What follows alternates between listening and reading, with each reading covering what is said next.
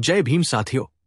Equality and justice Patiala YouTube channel से मैं engineer Hardeep Singh चुंबर आज बाबा साहेब के भाषण की एक और वीडियो आपके साथ साझा कर रहा हूं। अंबेडकर की मजदूरों को राजनीतिक सलाह एक। ये पाठ 26 अक्टूबर 1938 को डॉक्टर बाबा साहेब अंबेडकर द्वारा सेंट्रल प्रोविंसेज के एक श्रमिक प्रतिनिधि मंडल को दी गई राजनीतिक सलाह का एक अंश है। लेखक, जो प्रतिनिधि मंडल का हिस्सा था, ने इस बैठक के दौरान दिए गए डॉक्टर अंबेडकर के निर्देशों को रिकॉर्ड किया है, जिसमें उन्होंने राजनीतिक संगठन को मजबूत करने और लेबर पार्टी में एकता बनाए रखने पर जोर दिया था।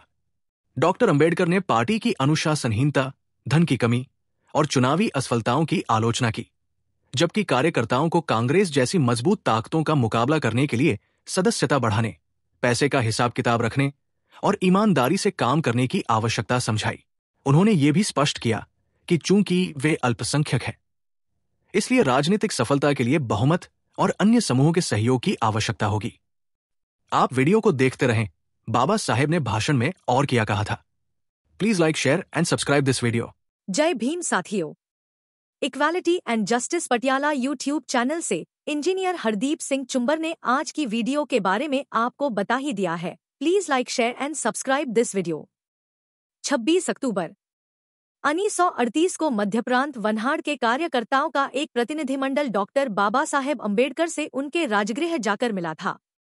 उनका कहा सुनने के बाद डॉक्टर अंबेडकर द्वारा उन्हें जो हितोपदेश दिया था वह आगे दिया जा रहा है। खुद लेखक कार्यकर्ताओं के उस प्रतिनिधिमंडल में शामिल थे। डॉक्टर अंबेडकर ने उस वक्त जो भी कहा था वह लेखक द्वारा दर्ज कर रखा गया है, वही यहाँ दिया जा रहा है। सुबह 7 बजे कार्यकर्ता डॉक्टर बाबा साहेब से मिले। उस वक्त डॉक्टर बाबा साहेब गंभीर और शांत दिखाई दे रहे थे। चेहरे पर दृढ़ता का तेज था।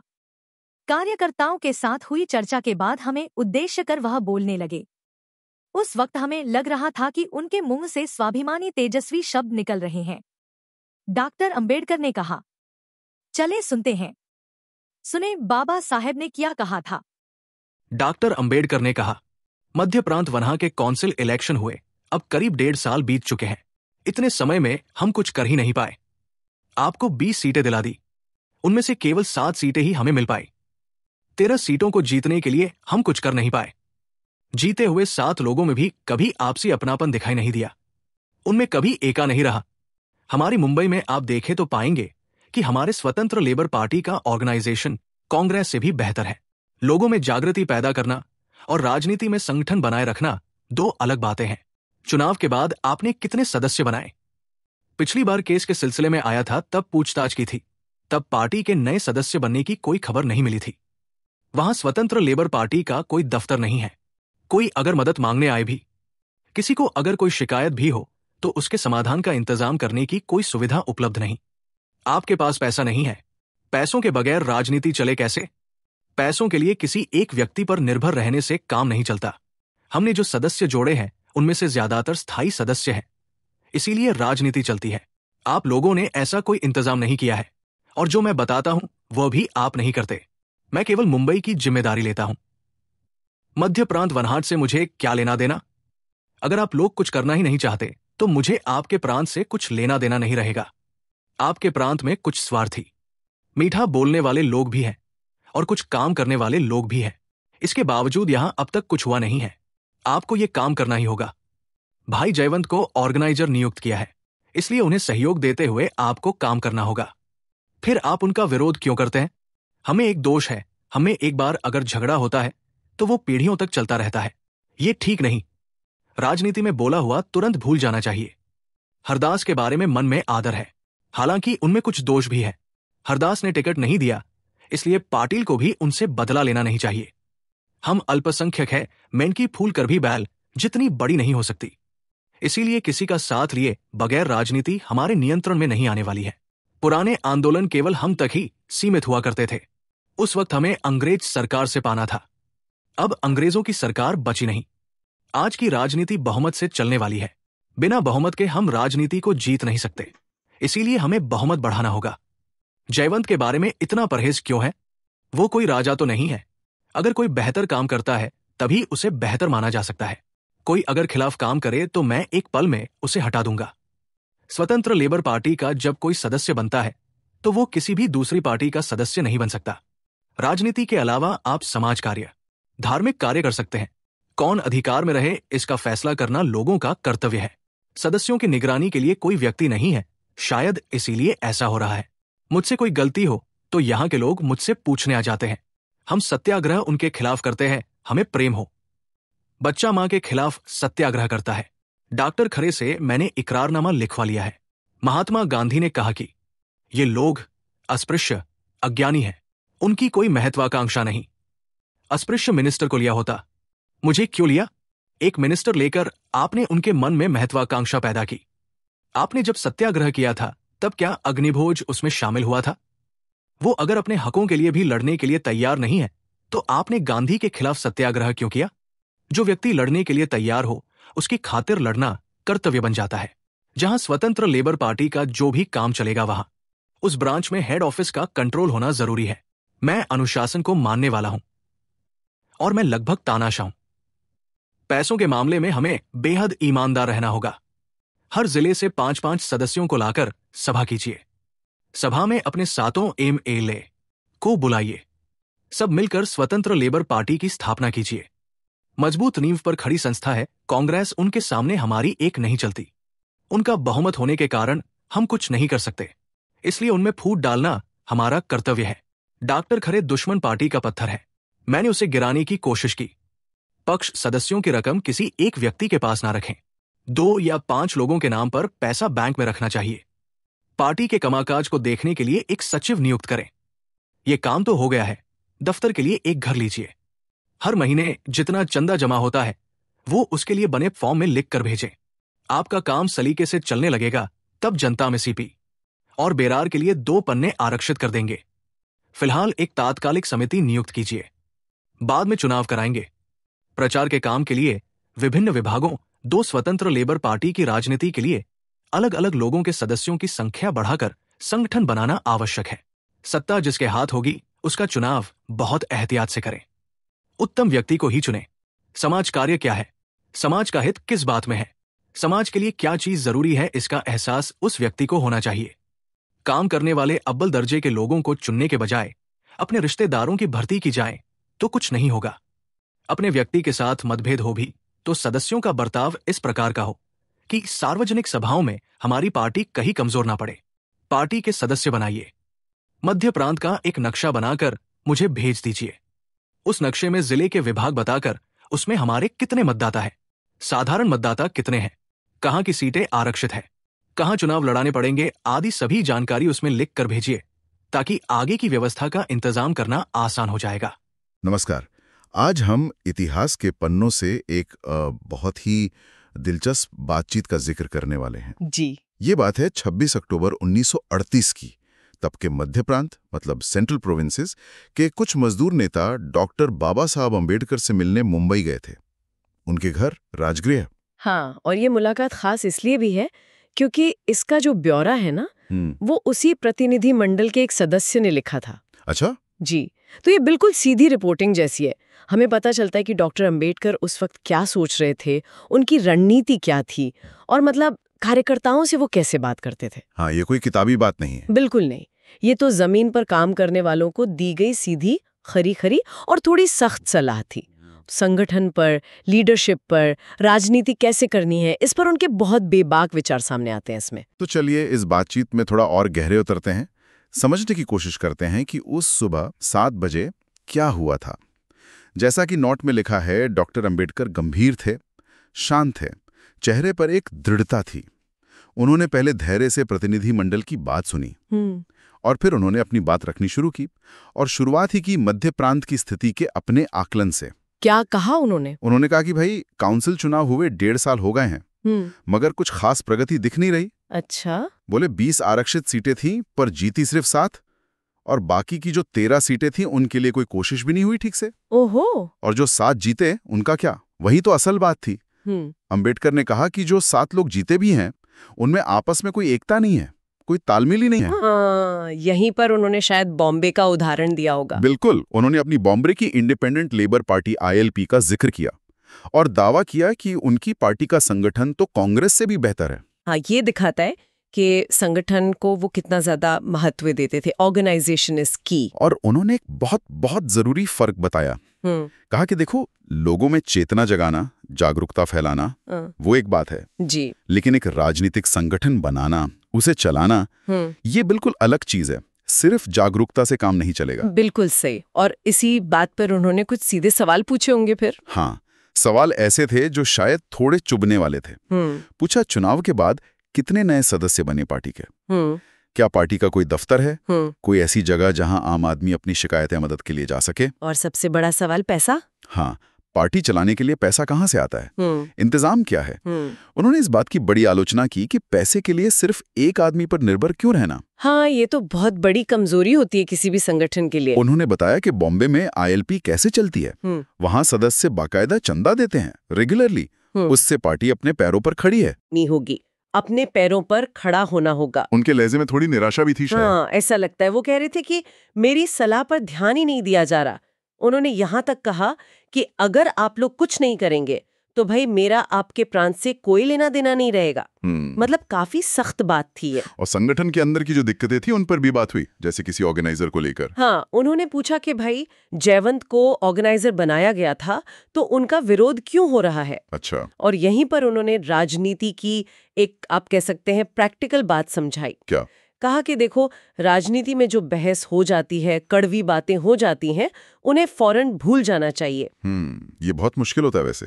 हाँ, लेकिन जरूरी है। उन्होंने उदाहरण दिया कि जैसे हरदास ने पाटिल को टिकट नहीं दिया तो अब पाटिल बदला लेने पर ही तुला रहे, ये पार्टी के लिए ठीक नहीं है। व्यक्तिगत रंजिश को पार्टी के काम के आड़े नहीं आने देना चाहिए। और उन्होंने ये भी कहा कि ये हमारे लोगों में थोड़ी कमी है। बिल्कुल, उन्होंने इसे हमारे लोगों की कमी कहा। एक तरह से आत्मालोचना थी कि हमारे यहाँ झगड़े पीढ़ियों तक चलते हैं, ये राजनीति में नहीं चलेगा। सही बात है। फिर लीडरशिप और अनुशासन का मुद्दा आया होगा। हाँ, कहा कोई राजा नहीं है यहाँ पर, जो बेहतर काम करेगा वही बेहतर माना जाएगा, सीधी बात। और अनुशासन, डिसिप्लिन, उस पर तो वो बहुत ही सख्त थे। उन्होंने साफ कहा, अगर कोई सदस्य पार्टी के खिलाफ काम करता है तो मैं उसे फौरन निकाल दूंगा। कोई दूसरी पार्टी का सदस्य नहीं बन सकता। नहीं, ILP का सदस्य किसी और राजनीतिक पार्टी का सदस्य नहीं हो सकता। हाँ, सामाजिक या धार्मिक संगठन में काम कर सकता है। और फिर वो लाइन आई जो काफी चर्चा में रहती है। हाँ, उन्होंने खुद को अनुशासन का पुजारी बताया और कहा, मैं लगभग एक तानाशाह हूँ। बाप रे, लगभग एक तानाशाह, ये तो बहुत बड़ी बात है अपने बारे में कहना। हाँ, ये दिखाता है कि वो अनुशासन को लेकर कितने ज्यादा गंभीर थे, कोई ढिलाई नहीं। शायद उस वक्त की जरूरत भी उन्हें महसूस हो रही होगी कि बिखराव बहुत है तो एक मजबूत सेंट्रल कंट्रोल चाहिए। बिल्कुल। अच्छा, उनकी एक और टिप्पणी जो इसी बैठक से निकली और काफी मशहूर हुई, मेंढक फूलकर बैल जितना बड़ा नहीं बन सकता। हाँ, ये उनकी राजनीतिक समझ और यथार्थवाद का बेहतरीन उदाहरण है। इसका मतलब क्या था उस संदर्भ में? उनका सीधा मतलब था कि देखो, दलित समुदाय संख्याओं में कम है, अल्पसंख्यक है जी। और राजनीति में खासकर उस वक्त जब प्रांतीय सरकारें बन गई थी, संख्या बल बहुत मायने रखता था। तो एक अल्पसंख्यक समूह सिर्फ अपने दम पर कितना भी जोर लगा ले, वो बहुमत वाली ताकत नहीं बन सकता। जैसे मेंढक कितना भी फूले, बैल नहीं बन सकता। तो फिर रास्ता क्या था? क्या सुझाव दे रहे थे वो? वो कह रहे थे कि रणनीति बदलनी पड़ेगी। पहले का दौर अलग था जब अंग्रेजों से अधिकार मांगने थे, अब राजनीति बहुमत का खेल है। तो या तो अपना बहुमत बनाने की कोशिश करो, जो कि बहुत मुश्किल था, या फिर जिनके पास बहुमत है जैसे कांग्रेस, उनके साथ या तो कोई तालमेल बिठाओ या फिर उनकी ताकत को कमजोर करने की रणनीति अपनाओ। कांग्रेस के साथ तालमेल या उन्हें कमजोर करना। हाँ, उन्होंने कांग्रेस को एक मजबूत संगठन माना। कहा कि उनके सामने टिकना आसान नहीं है। तो एक रणनीति ये भी हो सकती है कि कांग्रेस में ही फूट डालने की कोशिश की जाए। अच्छा, उन्होंने किसी का नाम लिया इस संदर्भ में? हाँ, उन्होंने डॉक्टर खरे का जिक्र किया, जो शायद उस वक्त मध्य प्रांत कांग्रेस में काफी प्रभावशाली थे और अंबेडकर के विरोधी भी रहे होंगे।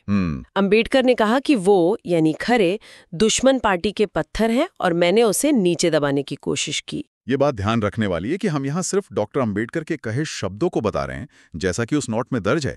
ये उस समय की उनकी राजनीतिक रणनीति का एक हिस्सा था। बिल्कुल, और ये उस समय की जो कड़वी राजनीतिक सच्चाइयां थीं और एक अल्पसंख्यक समुदाय के नेता के सामने जो सीमित विकल्प थे उनको दिखाता है। वो सिर्फ आदर्शवादी नहीं थे, बल्कि बहुत ज्यादा व्यवहारिक रणनीतिकार भी थे। सही कहा। अच्छा, सत्याग्रह पर भी उनकी कुछ अलग राय थी? हाँ, ये भी काफी दिलचस्प है। उन्होंने कहा कि सत्याग्रह तो अपनों के खिलाफ किया जाता है, जिनसे प्रेम हो, जैसे बच्चा माँ से रूठकर सत्याग्रह करता है। हम्म। फिर उन्होंने महात्मा गांधी की एक टिप्पणी का जिक्र किया जो शायद डॉक्टर खरे के किसी समझौते के दस्तावेज में थी, क्या टिप्पणी थी? कि अछूतों में कोई महत्वाकांक्षा नहीं थी, उन्हें मंत्री बनाकर उनमें लालसा पैदा की गई है। ओहो। इस पर अंबेडकर ने प्रतिनिधिमंडल से ही सवाल कर लिया। क्या पूछा? पूछा कि जब गांधी जी के खिलाफ सत्याग्रह किया गया था तो क्या अग्निभोज, जो शायद मध्य प्रांत के कोई स्थानीय दलित नेता रहे होंगे, उसमें शामिल हुए थे? अच्छा। उनका तर्क था कि अगर अग्निभोज खुद अपने हक के लिए लड़ने को तैयार नहीं थे तो फिर गांधी जी के खिलाफ सत्याग्रह का क्या मतलब? लड़ने की जिम्मेदारी तो उसी की बनती है ना जो लड़ने को तैयार हो। फिर से वही बात, आत्मनिर्भरता, खुद पहल करना। बिल्कुल। तो अंबेडकर की आलोचना तो काफी तीखी थी, संगठन पर, पैसों के इंतजाम पर, आपसी एकता पर। लेकिन क्या उन्होंने सिर्फ समस्याएं ही गिनाई या कोई हल भी बताया, कोई रास्ता सुझाया? नहीं, सिर्फ आलोचना नहीं की, बल्कि आलोचना के बाद उन्होंने बाकायदा एक पूरा खाका पेश कर दिया, एक एक्शन प्लान, एक ब्लूप्रिंट कि संगठन कैसे खड़ा करना है। अच्छा, क्या थी वो बातें? उन्होंने 6 मुख्य बातें कही, एक एक करके बताती हूँ। जी। पहला, पैसा। कहा पैसे के मामले में बिल्कुल ईमानदार रहो, हिसाब एकदम साफ, और पैसा किसी एक आदमी के पास नहीं रहेगा। बैंक में 2 से 5 लोगों के नाम पर जॉइंट अकाउंट खुलेगा। ठीक है, पारदर्शिता। बिल्कुल। दूसरा, ढांचा। कहा हर जिले से 5 प्रतिनिधि बुलाओ, जो 7 MLAs जीते हैं उन्हें बुलाओ, और औपचारिक तौर पर मध्य प्रांत में ILP की स्थापना करो, एक सेक्रेटरी नियुक्त करो, दफ्तर के लिए जगह लो। Proper structure. तीसरा, रिपोर्टिंग।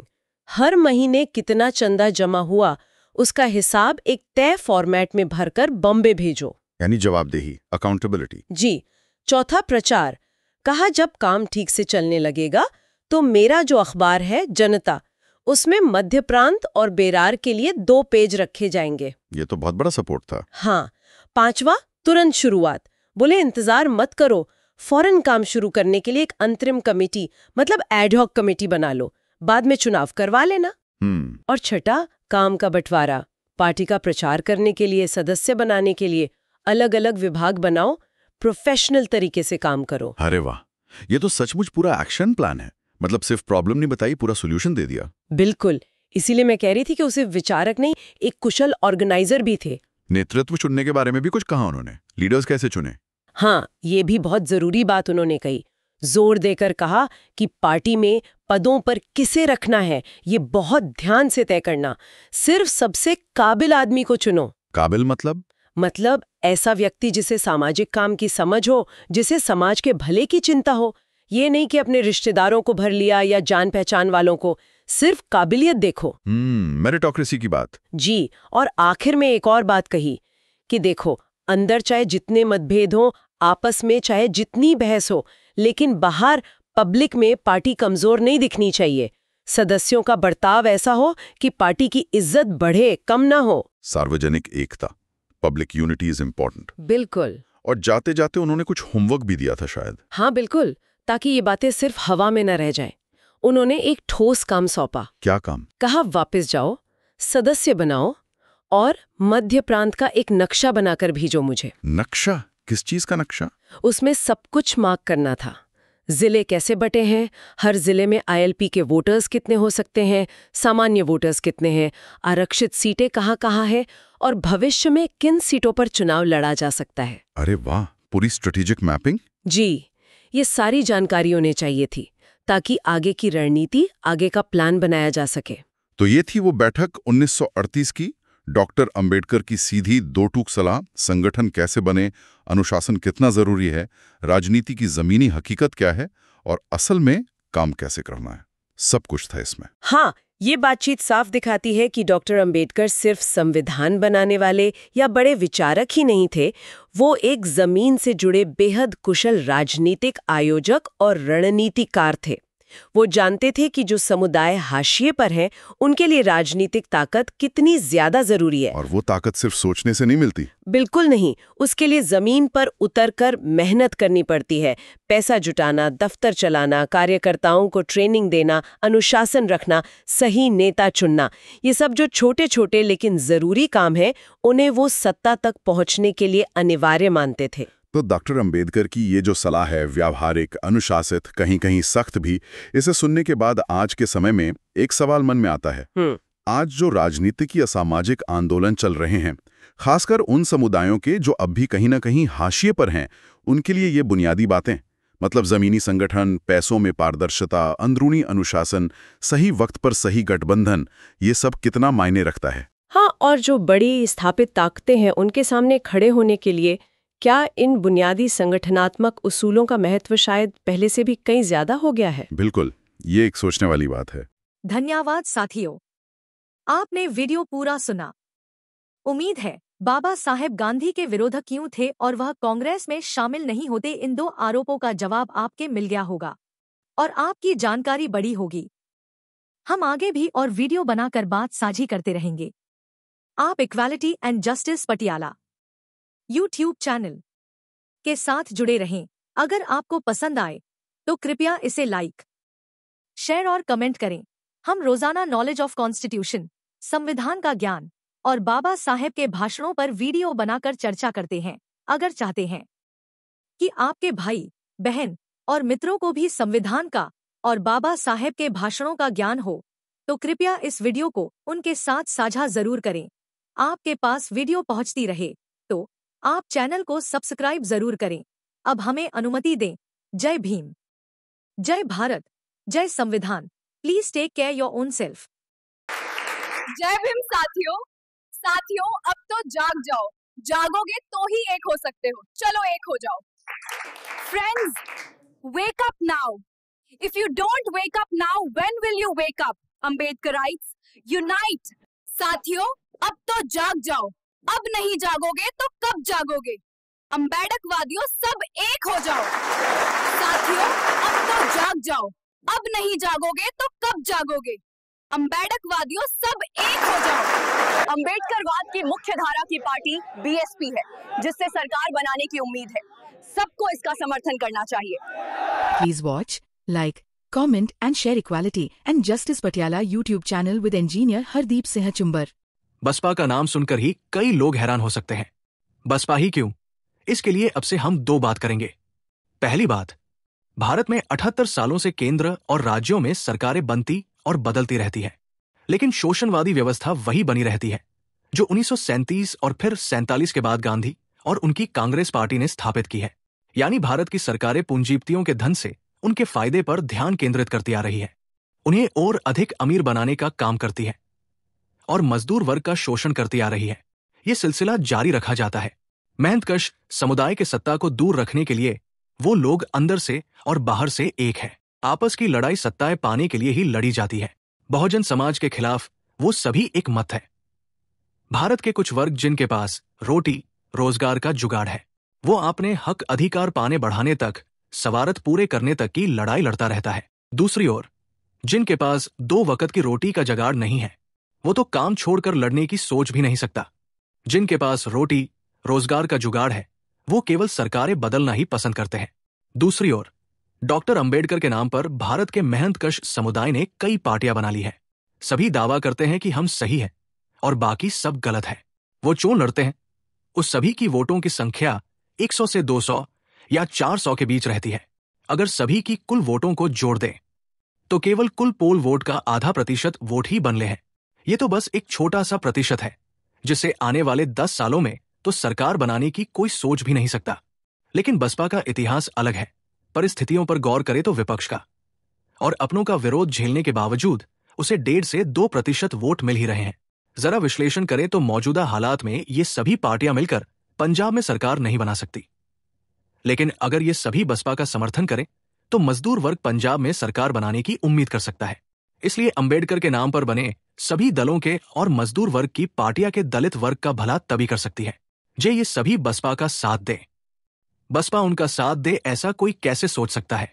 बसपा वो समूह है जिसमें गरीब किसान, मजदूर और छोटे कारीगर सब गरीब वर्ग आते हैं।